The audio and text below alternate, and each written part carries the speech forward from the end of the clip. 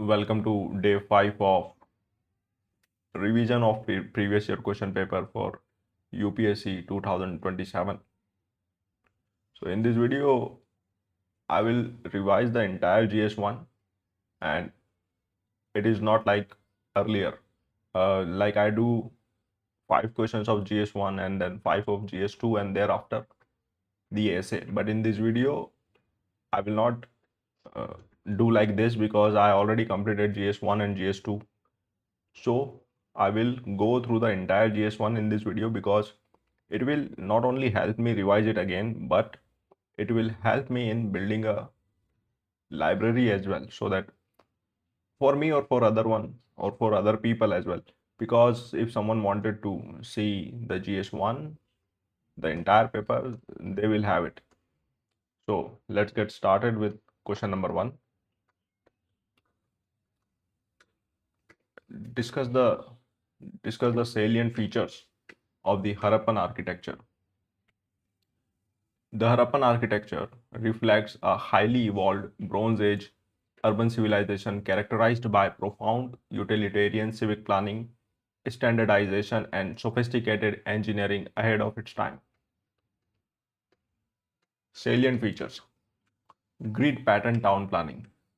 Cities like Mohenjo-daro were divided into a fortified citadel and a lower town, intersected by roads at right angles. Citadel was for public and religious buildings, and lower town was for residential quarters. Advanced drainage system. Every house connected to a street drains lined with burnt bricks and covered with loose slabs for regular clearing. Standardized burnt bricks. Use of exceptionally durable baked bricks with a uniform ratio of 1:2:4 for construction, guaranteeing architectural structural integrity. Civic and public buildings. Structures like the Great Bath for ritual bathing and massive granaries with strategic air duct ventilation at Harappa highlight exceptional community engineering. Residential design. Multi-storied houses featured central courtyards, private wells, bathrooms, and inward-facing windows, ensuring security and privacy. Harappan architecture prioritized functional civic utility and sanitation over monumental or religious ostentation, serving as a timeless blueprint for sustainable modern-day smart city urban planning. Question 2. Examine the main aspects of Akbar's religious syncretism. Faced with ruling a multi-religious empire, Akbar initiated a deliberate shift from orthodox Islamic governance toward state-sponsored religious syncretism, aiming for political consolidation and socio-cultural harmony. Main aspects of Akbar's religious syncretism. Sul-e-Kul, that is universal peace, the foundational philosophical pillar advocating absolute religious tolerance and equal protection for all subjects irrespective of faith. Ibadat Khana, the house of worship. Established in 1575 at Fatehpur Sikri, it initiated multi-faith debates involving Hindus, Jains, Christians, Zoroastrians, and Muslims to extract universal moral truth. Mazarnama, Infallibility Decree 1579, elevated Akbar as the supreme arbiter in religious disputes, effectively curtailing the hegemonistic influence of the conservative ulema. Din-e-Ilahi, divine monotheism, a syncretic ethical code synthesized in 1582, blending elements of light fire worship, Zoroastrianism, non-violence, Jainism, and Islamic monotheism. Socio-cultural reforms. Abolition of discriminatory jizya and pilgrimage taxes, coupled with commissioning Persian translation of Hindu epics like the Mahabharata, Razmanama. Akbar's syncretism transformed the Mughal state into a secular-leaning, inclusive commonwealth, laying the historical bedrock for India's contemporary constitutional ethos of Sarvadharma Sambhava. The sculptors filled the Chandela art form with resilient vigor and breadth of life. Elucidate. The Chandela rulers from 10th to 11th century fostered a magnificent artistic renaissance at Khajuraho, where master sculptors successfully translated abstract spiritual philosophies into vibrant, dynamic, and fluid stone art forms. Resilient vigor and breadth of life in Chandela art. Anatomically, anatomically perfection, anatomical perfection and dynamism. Sculptures exhibit deep plastic volume, intricate tribhanga posture, and fluid rhythm.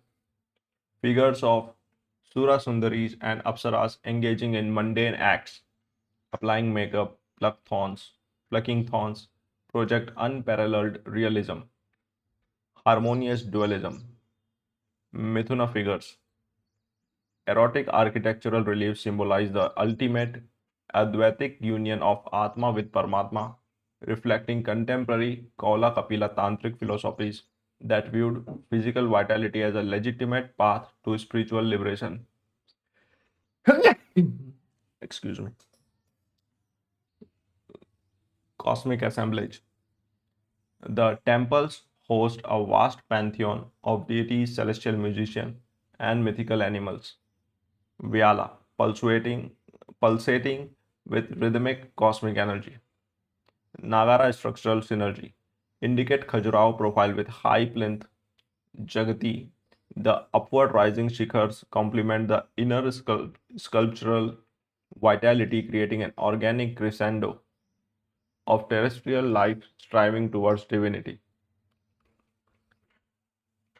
Chandela art uniquely synthesizes the sacred and profane, capturing the comprehensive spectrum of human existence with an enduring, joyous celebration of life.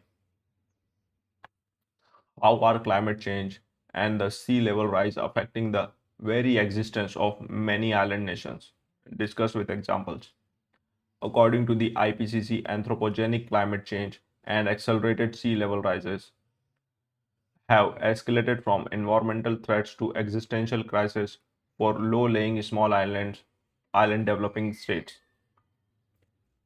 Existential threat to island nations with examples. Territorial inundation and land loss. Accelerating SLR threatens complete submergence. Tuvalu and Kiribati project losing over 80% of their landmass by the year 2100, threatening their sovereign statehood. Freshwater crisis. Encroaching saltwater poison fragile freshwater lances. In the Maldives, extensive groundwater salinization has severely crippled local agricultural output and drinking water security. Economic collapse. Marine heat waves trigger widespread coral bleaching, devastating critical fishing and tourism sectors in nations like Fiji and Vanuatu. Forced displacement. Intense cyclones, intense cyclones forced displacement, creating climate refugee communities in Solomon Island have already relocated permanently inland.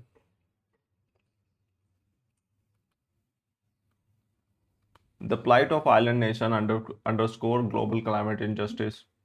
Urgent global operationalization of the loss and damage fund is imperative to secure their fundamental right to survival.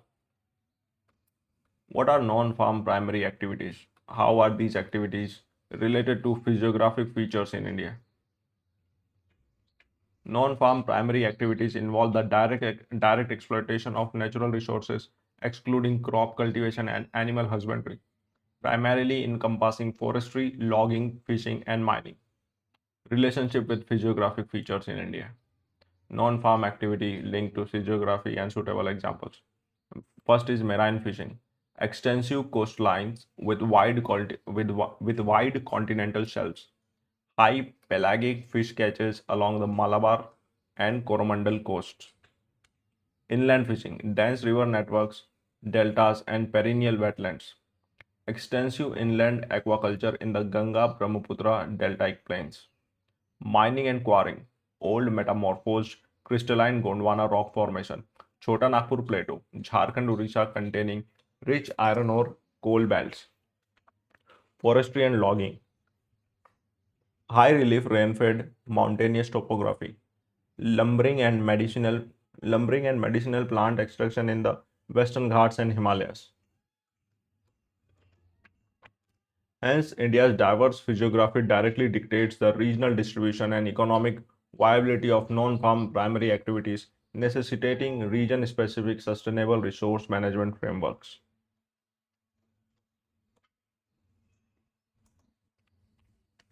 Explain briefly the ecological and economic benefits of solar energy generation in India with suitable examples. With over 300 sunny days annually, solar energy generation is central to India's energy transition, driving both environmental sustainability and long-term economic resilience. Ecological benefits. Carbon mitigation substantially reduces greenhouse gas emissions, helping India meet its NDC target of 50% non-fossil fuel cumulative electric capacity. Resource conservation. Being a clean source, it conserves millions of gallons of water otherwise consumed in thermal power cooling. The Badla Solar Park, Rajasthan, mitigates carbon emissions equivalent to planting millions of trees. Economic benefits. Importing substitution decreases fiscal burden by reducing costly coal and oil imports, strengthening macroeconomic stability. Job creation and rural upliftment generates green collar jobs in manufacturing, installation, and maintenance. Example, the PM Kusum scheme solarizes agricultural pumps, de-risking farming cost and creating secondary income through grid through grid selling. Solar energy transcends mere power generation. It acts as a dual pillar for ecological preservation and economic self-reliance. Atmanirbhar Bharat. What are tsunamis? How and where they how and where are they formed? What are the consequences? What are their consequences? Explain with examples. A tsunami is a series of high energy, long wavelength ocean waves generated by the sudden, large scale vertical displacement of water column.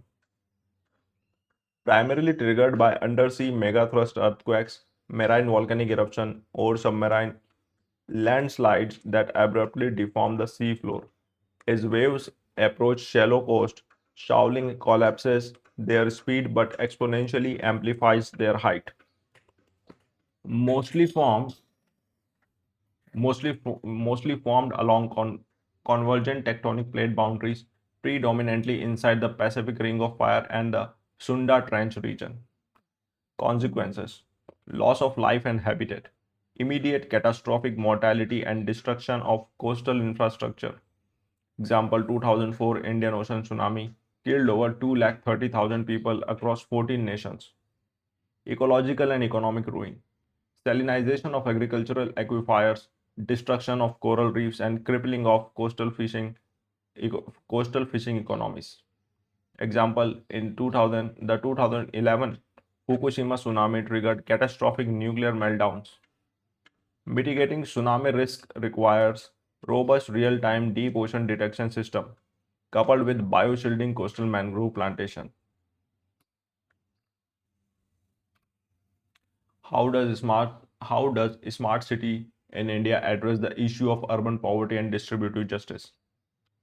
The smart cities mission aims to transform urban space through technology, structural inclusivity, and institutional reforms to tackle poverty and advance spatial distributive justice.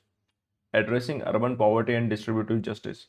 Inclusive slum redevelopment promotes in situ slum redevelopment under the smart city framework to provide affordable, dignified housing equipped with basic civic amenities. Digital democratic dividends. Integrated command and control centers optimize resource distribution. Open access public Wi Fi networks bridge the digital divide for marginalized citizens.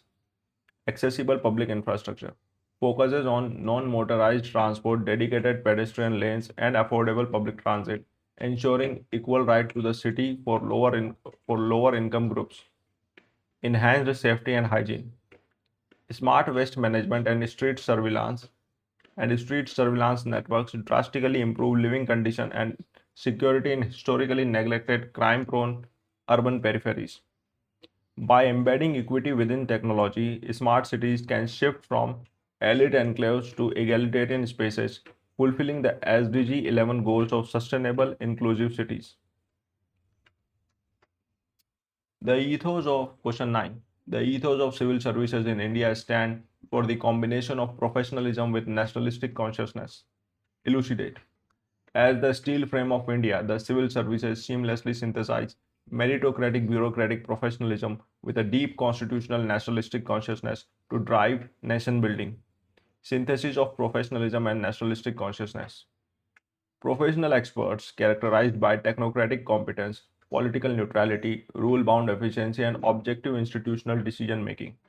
Nationalistic consciousness rooted in the preamble values, it transcends narrow parochial, regional, or linguistic divides, ensuring the sovereignty and territorial integrity of India. Welfare orientation. Professional tools like data analytics and DBT are deployed with a nationalistic duty, Kartavya, to achieve inclusive growth targeting the poorest citizen. Antyodaya. Crisis resilience, evidenced during pandemics or cross-border crises where administrative agility combines with patriotic devotion to safeguard nationalistic interest. Ongoing missions. The ongoing mission Karma Yogi reform precisely aims to nurture this dual identity, transforming civil servants into citizen-centric, professionally competent custodians of national progress.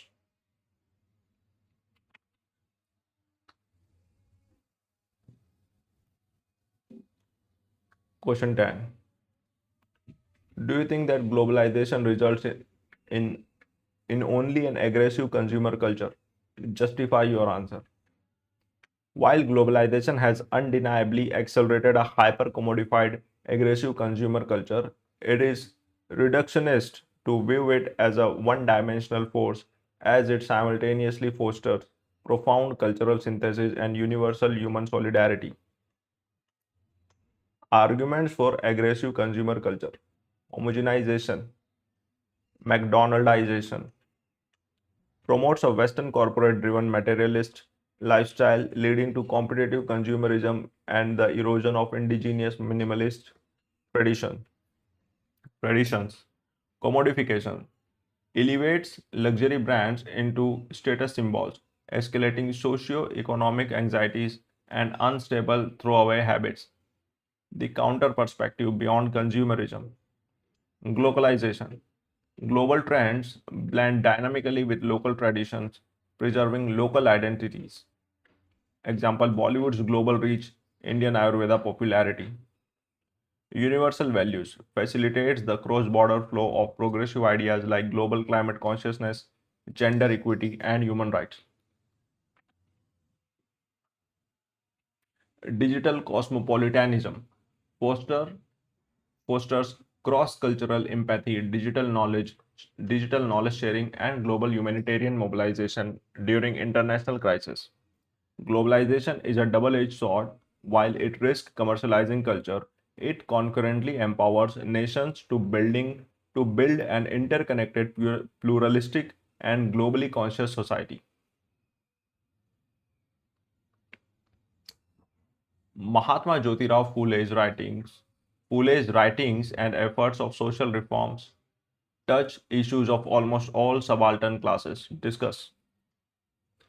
Mahatma Jyotirao Phule was a pioneering radical social reformer whose intellectual framework and activism directly targeted the multi-layer oppression faced by India's subaltern classes, encompassing Shudras and Ati Shudras, women, and marginalized peasants. Addressing the plight of subaltern classes. Critic of Brahminical hegemony. In his seminal work, Gulamgiri, Phule exposed the ideological enslavement of lower castes, comparing it to American slavery.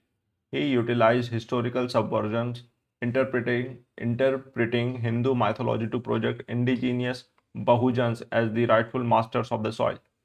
Emancipation of women, recognizing gender as a core subaltern vulnerability. Phule and his wife Savitribai opened India's first indigenous school for girls at Bhidewada. He championed widow remarriage and established the Bal Hatya Prabandhak Graha to protect vulnerable pregnant widows from societal infamy. Agrarian advocacy. In Shet In Shet Karachya Asud, the whipcord of the cultivator, he offered a poignant economic analysis of how British revenue system, combined with upper caste moneylenders, systematically impoverished the lower caste peasantry. Institutional mobilization. He founded the Satyashodak Samaj to dismantle caste structures, completely reject priestly intermediaries, and instill self-respect and legal literacy among the lower strata. Labor welfare. Phule actively supported the organization of the working class, backing Narayan Meghaji Lokhande in establishing India's first labor union for mill workers.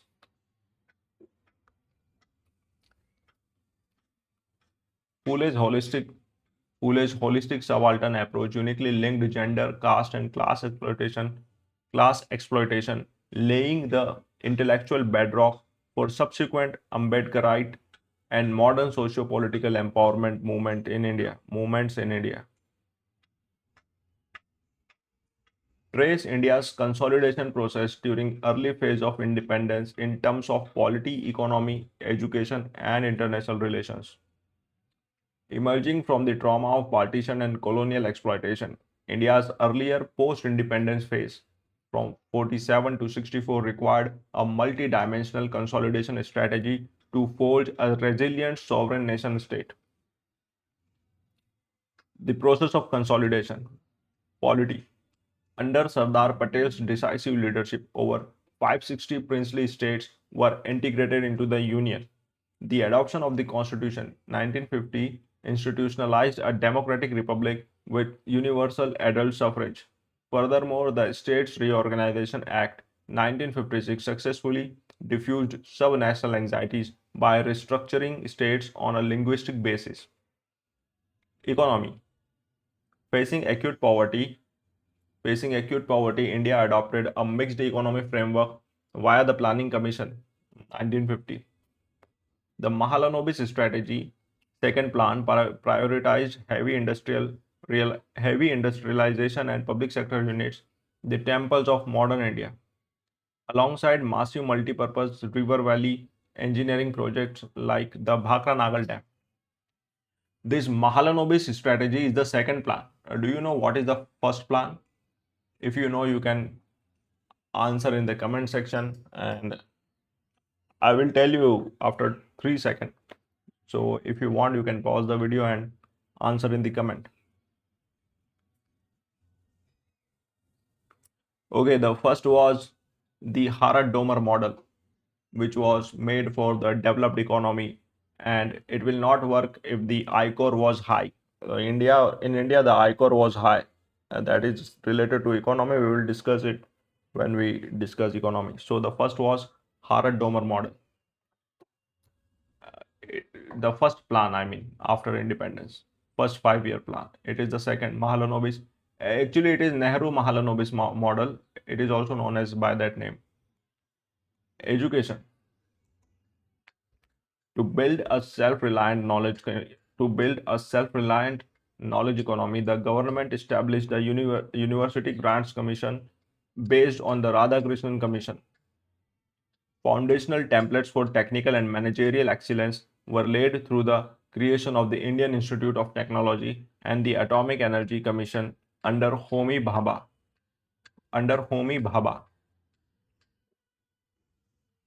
International relations reaffirming sovereignty. Jawaharlal Nehru championed the non-aligned movement to avoid Cold War bloc politics. Guided by Panchsheel, India positioned itself as a major anti-colonial voice of the global south. This comprehensive consolidation transformed a fragmented, impoverished, impoverished colony into a structural, unified, democratic polity, demonstrating that diverse socio-economic ecosystems could cohere into a singular national identity. The French Revolution has enduring relevance to the contemporary world. Explain. The French Revolution was not merely a localized European insurrection. It was a watershed historical rupture that shattered absolute monarchies and introduced the ideological vocabulary defining modern global democracy. Enduring relevance to the contemporary world. Universalization of democratic ideals. The triumvirate of liberty, equality, and fraternity remains the foundational ethical framework for modern democratic constitution, prominently embedded within the preamble of the Indian Constitution. Popular sovereignty and constitutionalism. The revolution permanently shifted the locus of political power from divine right monarchies to the citizens. It codified the rule of law through the Declaration of the Rights of Man and of the Citizens, anticipating modern international human rights declaration. Secularism. By challenging the structural authority of the Catholic Church, the revolution initiated the systematic separation of state and religion. This model continues to influence contemporary debates surrounding state secularism and civil laws globally. This word is a French word in the bracket after secularism. I don't know how to pronounce it, but I think it is similar to laicite, something like that. Laicite. I know like how to pronounce the words in Spanish, but not in French. So maybe laicite or something like that. Rise of nation state. It transformed traditional subjects into modern citizens bound by a common national identity, giving birth to modern nationalism and the geopolitical structure of the contemporary world order. Dismantling of structural privilege. The destruction of feudal privileges laid the early historical precedents of modern welfare states to pursue socio-economic distributive justice and progressive taxation. This is a flow diagram you can see and draw. The French Revolution remains an ongoing historical project. Its unresolved tensions between individual liberty and social equality continue to inspire contemporary global struggles for human rights and democratic preservation. Give a geographical explanation of the distribution of offshore oil reserves of the world. How are they different from the onshore occurrences of oil reserves? Offshore oil reserves account for roughly 30% of global oil production. Their geographic distribution is strictly governed by specific paleogeographic and geological anomalies associated with passive continental margins and shallow marine basins.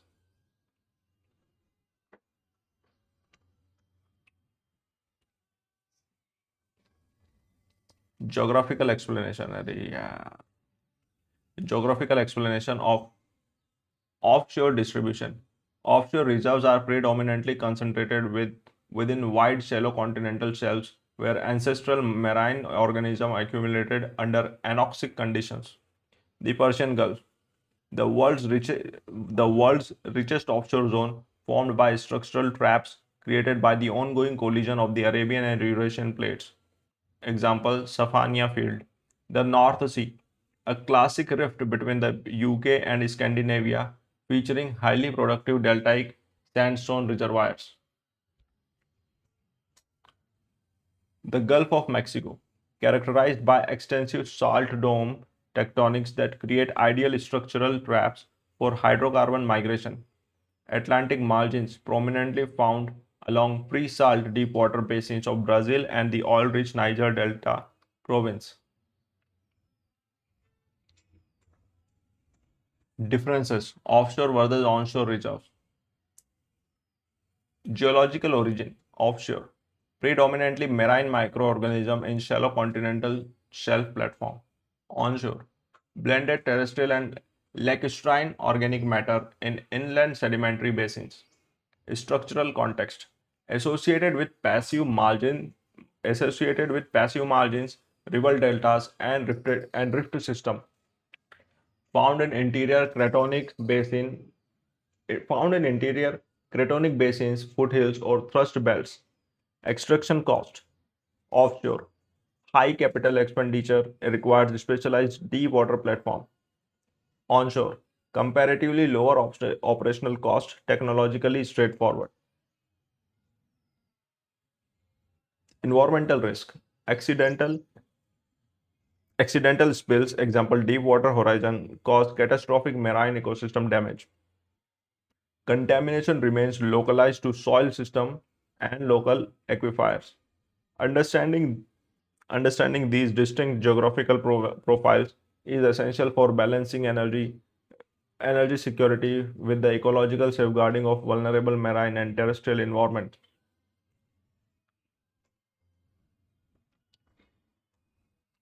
How can artificial intelligence, AI, and drones could be effectively used along the GIS and RS techniques in locational and area planning? Integrating artificial intelligence and unmanned aerial vehicles with geographic information system and remote sensing marks a paradigm shift in geospatial analytics, transitioning planning from reactive mapping to predictive spatial modeling.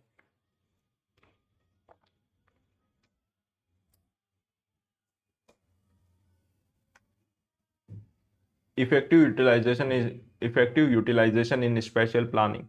Precision, urban and aerial infrastructure. Drones provide ultra high resolution orthomosaics while RS tracks urban sprawl over time. AI algorithm parse this imagery to instantly map illegal settlements, optimize property tax assessment, and select optimal sites for mass transit or green spaces.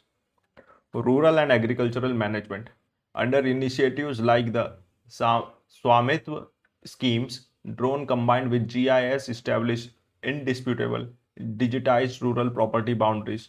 Concurrently, AI analyzes multispectral RS data to evaluate real-time crop health, optimize irrigation channels, and model local micro watersheds. Disaster resilience and zonation. AI integrates historical RS climatic parameters to generate dynamic models for floodplains and landslide risk. During active disasters, drones provide real-time situational tracking, allowing GIS engines to plot optimal evacuation corridors and location-specific rescue assets. Environmental conservation planning. AI automatically classifies vegetative changes and coastal erosion trends from satellite feeds. Drones enable precise monitoring of localized forest degradation, bioshield health, and illegal sand mining. This technological synergy converts static spatial data into actionable intelligence, fulfilling the Niti Aayog guidelines for data-driven, sustainable urban-rural planning and localized resource optimization.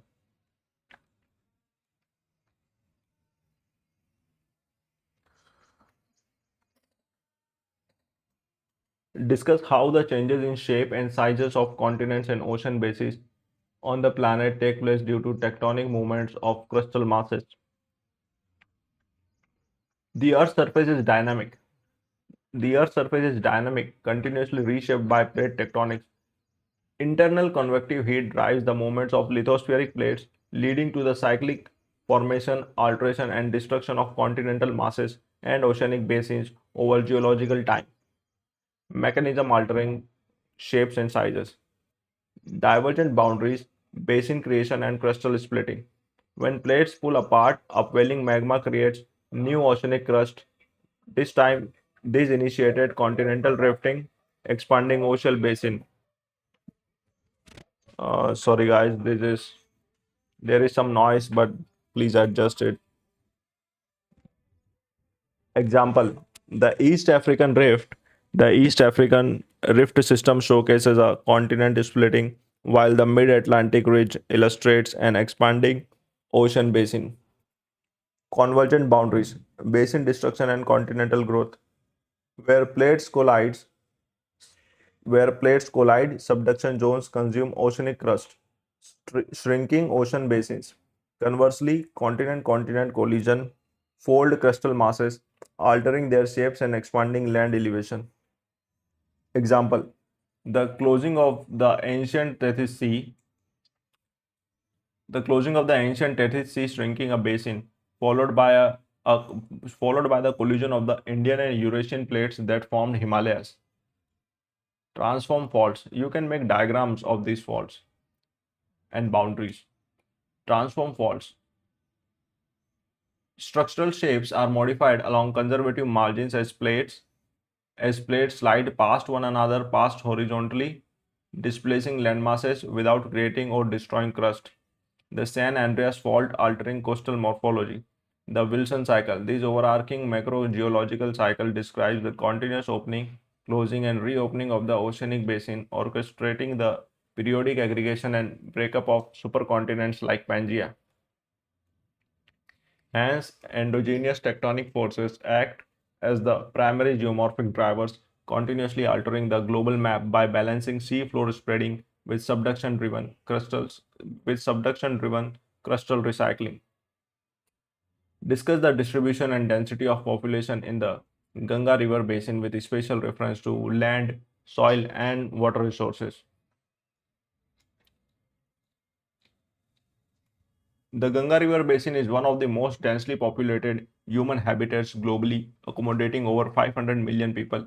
Its extraordinary population distribution and high density are fundamentally dictated by its exceptional resource endowments. Resource linked analysis of distribution and density, land resources, topography, and accessibility. The basin presents a remarkably flat, low gradient terrain. This low relief physiography facilitates dense human clusters, cost effective urban centers, and extensive transport corridors. Population density climbs progressively from the rugged upper Himalayan reaches down to the flat, hyperdense deltaic plains of West Bengal.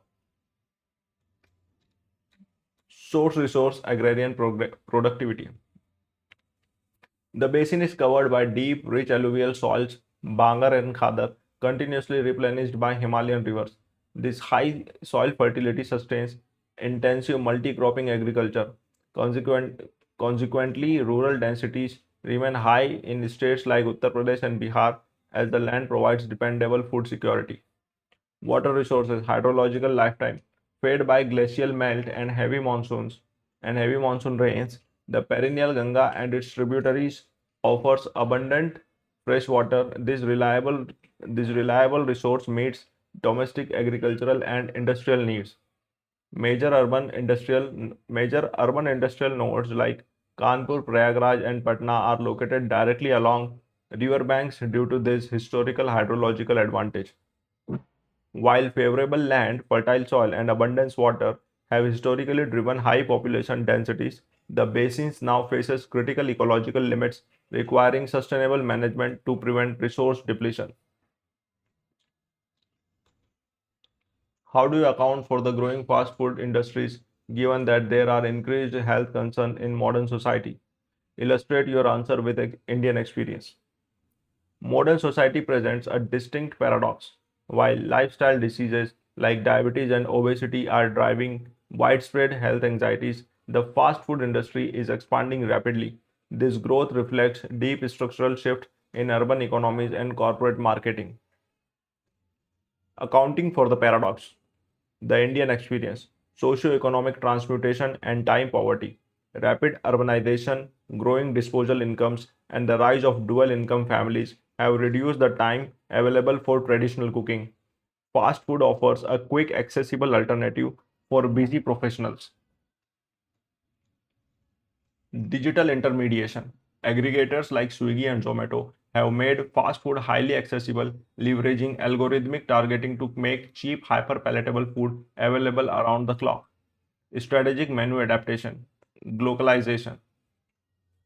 Fast food chains have systematically redesigned their menus to match domestic tastes, and encounter health concerns.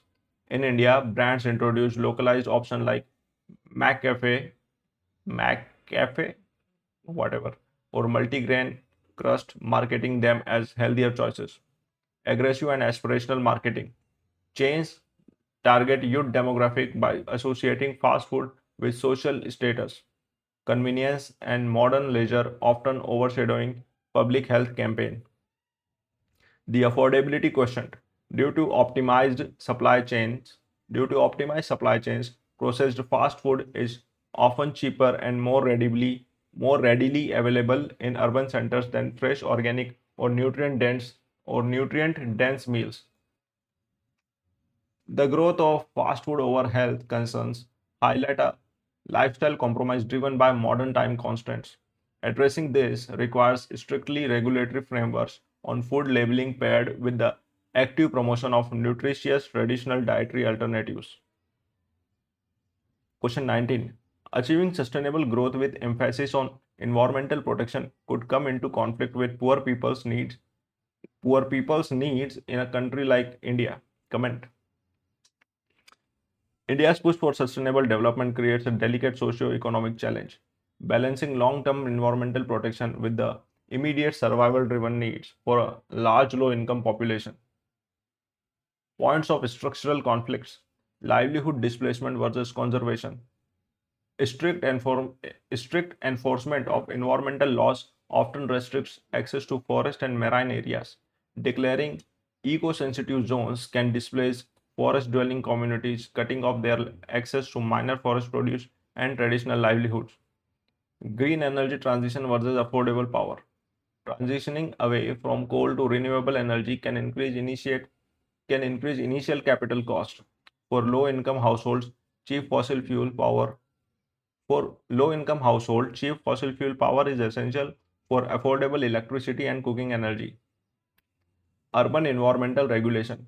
Stricter emission norms such as BS6 or bans on older vehicle and plastic bans can hit small-scale industry and informal vendors hard, as they often lack the capital to transition to complement technologies.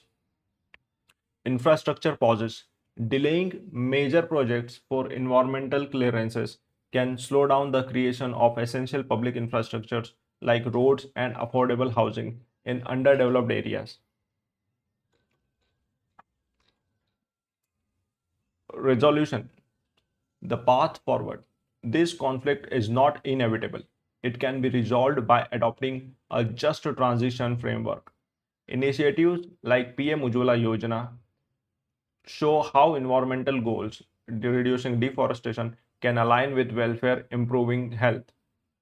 By integrating social safety nets with climate action, India can achieve its environmental goals without compromising poverty alleviation.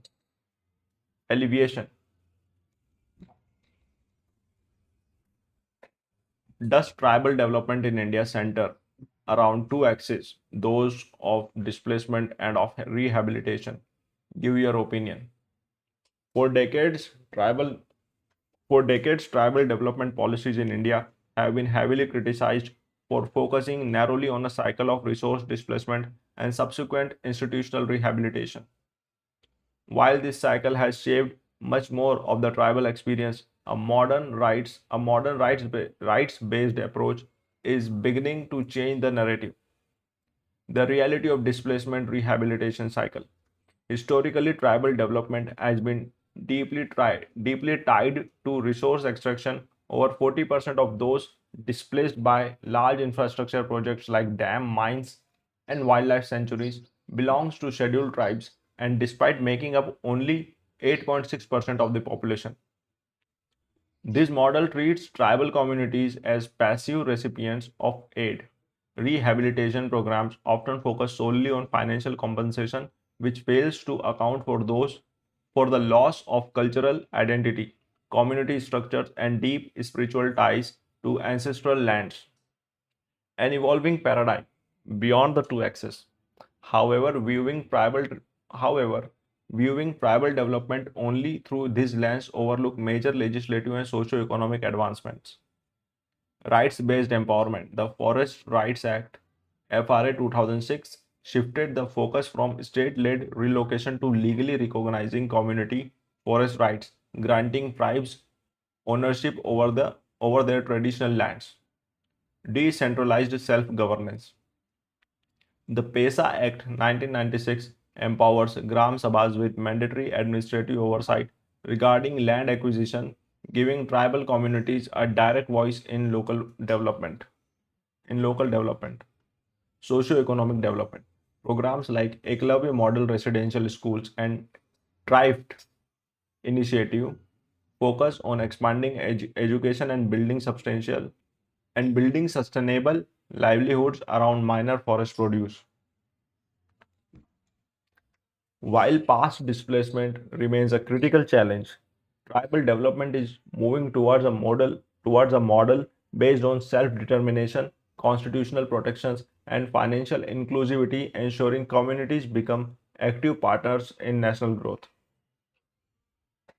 So we are done with GS1 and I will come with GS2 tomorrow.